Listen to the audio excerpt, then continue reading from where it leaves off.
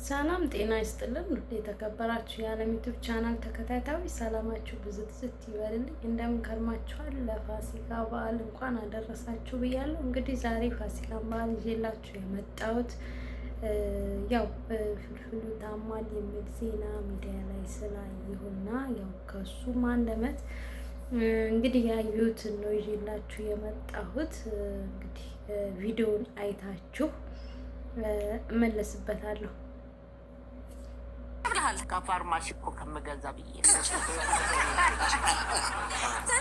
አለው በግፍ የራሱ እነሳል ላይ እንግዲህ እንቅልፍ የማይወስደውም ትንሽ ህመሞች አሁን አሪፍ እንዴ ጥበቃ እያቀያየርኩ አለው በግፍ የራሱ እነሳል። ቀልድ እዛው መፍጠር ይችላል።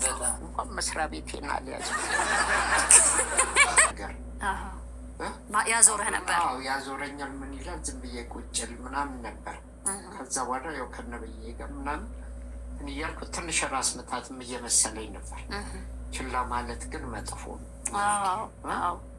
አዎ ልክ ነው። ከዛ በኋላ ነው እዚሁ ስመጣ ስትሮክ መሆኑን ያወቅሁት።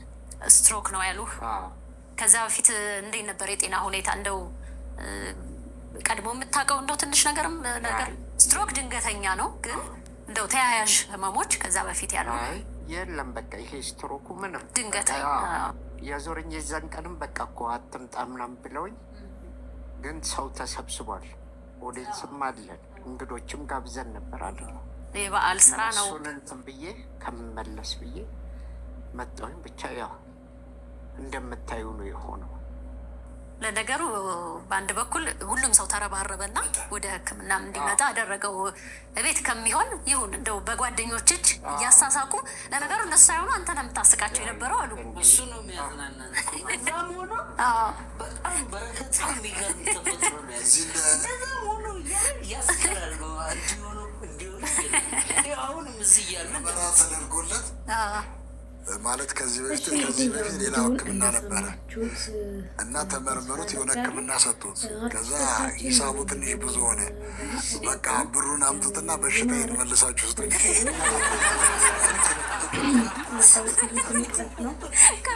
ፕሮግራማቸውን በፊት ነበር የምከታተለው። እንግዲህ ፍልፍልን ሚኪን የማያውቅ ሰው የለም፣ እሱን የማያውቅ መቼም የለም እዚህ ምድር ላይ ማለት ነው።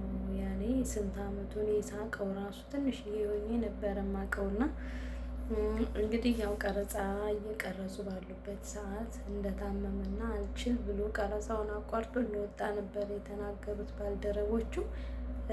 ያው በሽታውም አይነት እንደታወቀና ከአንዴም ሁለቴ ሆስፒታል ሄዶ ሌላ ቦታ ሊታወቅ ሲለው ከዛ ሌላ ቦታ ሄዶ እንዳረጋገጠ ነው። እንግዲህ መጀመሪያ ሲጀምረኝ የማቅለሽለሽ እና የማዞር ስሜት ነው።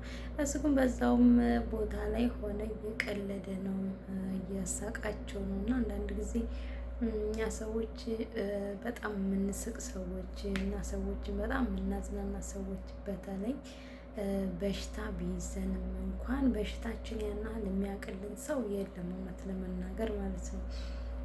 ስለዚህ የሰው እንግዲህ ሲብስበት ነው እንግዲህ ያቋረጠው። አስባችሁታል? የበዓል ቀረጻ ነው።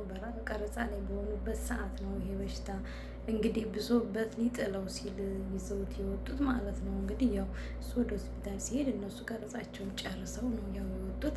እንግዲያም ይኖራል ያው ስራ ላይ የሚያተኩር ሰው በነገራችን ላይ በሽታውን ትዝ የሚለው ያው ሲጥለው ነው። ግዴታ ካልጣለው በሽታው ማንም ሰው ትዝ አይለውም። እና ቢያንስ እኛ ትዝ ባይለን እንኳን ከጎናችን ያለ ሰው ትዝ ሊለው ይገባል፣ ግዴታም ነው።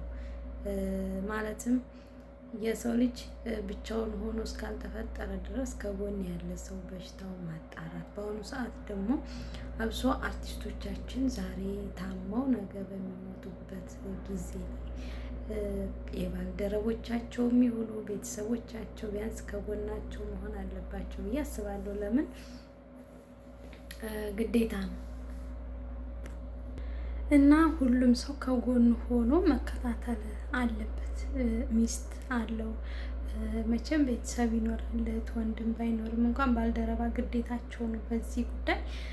ስለዚህ ባካችሁ ሰዎች ከጎናችሁ ሰው ሲታመሙ የሆነ ነገር ሲሆን ችላ አትበሉ። ነገሮችን ለማጣራት መሯሯጥ ግዴታ ነው። እንደዛ ካልኳችሁ በቂ ነው። እንግዲህ ፍልፍሉ ፈጣሪ ጨርሶ ይማርህ፣ ለቤት ያብቃ። እንግዲህ ምንም አይደለም። ሌላ ላይክ ሰብስክራይብ ማድረጋችሁን እንዳትረሱ ቤተሰብ።